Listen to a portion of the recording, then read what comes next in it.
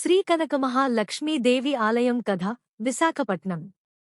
విశాఖపట్నంలో ఓ ప్రాచీన ఆలయం ఆ ప్రాంత ప్రజల హృదయాలలో విశేష స్థానం సంపాదించింది. అదే శ్రీ కనకమహాలక్ష్మీదేవి ఆలయం.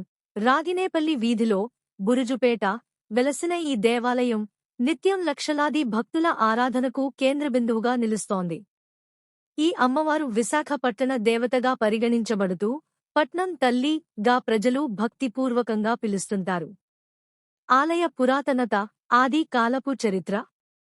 ఈ దేవాలయానికి సంబంధించి ప్రజల నమ్మకము ప్రకారం శ్రీ కనకమహాలక్ష్మీ అమ్మవారు కొన్ని శతాబ్దాల క్రితం స్వయంభూగా బురుజుపేట ప్రాంతంలో వెలిశారు.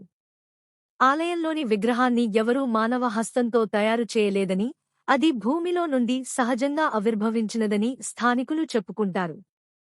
ఈ విగ్రహం తేలికపాటి శిలతో తయారై ఉండి అమ్మవారు మునివాళ్లలో నిత్యాభరణాలతో శోభిల్లుతూ కనిపిస్తారు. చరిత్రలో మలుపు 1912 సంవత్సర ఘటన. 1912లో బ్రిటీష్ వారి పాలనలో ఉన్న సమయంలో పురపాలక సంఘం, మ్యూనిసిపాలిటీ నగరంలోని పాత నిర్మాణాలను తొలగించి మార్గాలను విస్తరించే యత్నం చేసింది. అప్పుడు బురుజుపేటలో ఉన్న ఈ అమ్మవారి విగ్రహాన్ని కూడా తీసివేయాలని వారు యత్నించగా అప్పట్లో ఊర్లో ఉన్న పెద్దలు దీనికి తీవ్రమైన వ్యతిరేకతను తెలిపారు.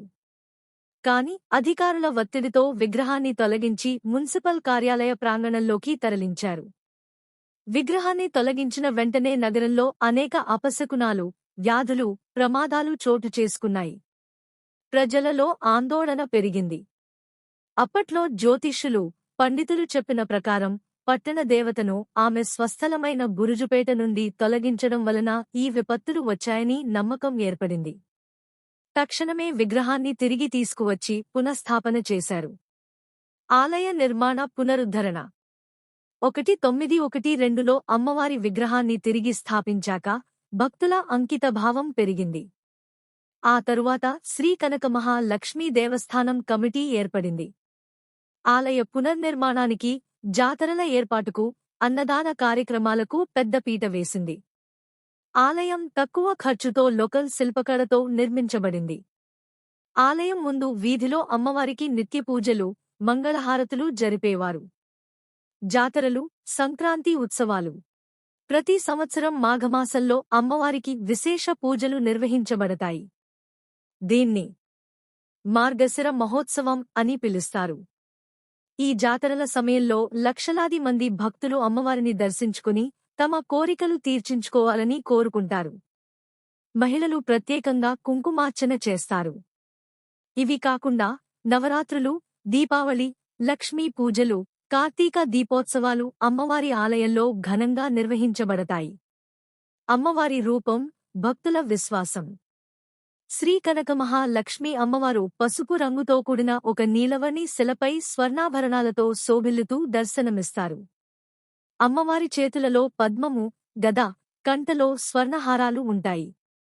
ఈ అమ్మవారిని భక్తులు సంపదల తల్లి, విజయలక్ష్మి, అన్నపూర్ణ లక్ష్మి గా భావించి నిత్యం పూజిస్తారు. భక్తులు వారి ఇళ్లలో ధనసంపద, ఆనందం కలుగాలని కోరుతూ అమ్మవారిని ధ్యానిస్తారు. అమ్మవారి దివ్యచరిత్రలు అనేక కథలుగా ప్రజల నోటి వెంట వినిపిస్తుంటాయి. ఆలయ విశేషాలు. 1. స్థల వివరాలు. బురుజుపేట ప్రాంతంలో రాగినేపల్లి వీధిలో ఒక సాధారణ వీధి మధ్యలో అమ్మవారి ఆలయం ఉంది. 2. ప్రత్యేకత. ఇది ఒక తెరిచిన ఆలయం. అంటే ఆలయ నిర్మాణం లేకుండా ఓపెన్గా అమ్మవారి విగ్రహం భక్తులకు దర్శనం ఇస్తుంది. 3. పూజా విధానాలు. ప్రతిరోజు ఉదయం 5 నుంచి రాత్రి 9 వరకు అమ్మవారికి పూజలు, అర్చనలు జరుగుతాయి. 4. ప్రత్యేక మంగళవారం పూజలు. మాఘమాస మంగళవారాలు అత్యంత పవిత్రమైనవి. భక్తులు వేల సంఖ్యలో తరలివచ్చి అమ్మవారిని దర్శించుకుంటారు. నగర అభివృద్ధిలో అమ్మవారి భక్తి ప్రబలం. విశాఖపట్నం నగరం వేగంగా అభివృద్ధి చెందుతున్నా బురుజుపేటలోని ఈ ఆలయం తన పవిత్రతను, భక్తుల విశ్వాసాన్ని కోల్పోలేదు. ప్రస్తుతం ఆలయం ఆధునీకరణ కార్యక్రమాలతో అభివృద్ధి చెందుతోంది. సీసీ కెమెరాలు, ప్రసాద కేంద్రం, అన్నదాన మంటపం ఏర్పాటు చేయబడ్డాయి. ఉపసంహారం. శ్రీ కనకమహాలక్ష్మీ అమ్మవారు విశాఖ నగరానికి శాంతి, సంపద, సౌభాగ్యం కలిగించే దేవతగా భక్తుల మనస్సుల్లో చిరస్థాయిగా వెలుగొందుతున్నారు. ఆమెపై భక్తి ఉష్ణంగా కొనసాగిస్తూ తరతరాలుగా కుటుంబాలు అమ్మవారిని పూజిస్తూ తమ జీవితాన్ని ధన్యంగా మార్చుకుంటున్నారు. ఈ కథనం ద్వారా అమ్మవారి మహిమను, చరిత్రను, భక్తుల విశ్వాసాన్ని తెలుసుకునే అవకాశం కలిగింది. మీరు ఎప్పుడైనా విశాఖపట్నం వెళ్తే బురుజుపేటలోని శ్రీకనక మహాలక్ష్మీ దేవిని దర్శించుకోండి. ఆమె ఆశీస్సులతో మీ జీవితంలో వెలుగు నిండిపోతుంది. మీకు ఈ వీడియో నచ్చితే లైక్ చేయండి, షేర్ చేయండి, సబ్స్క్రైబ్ చేయండి.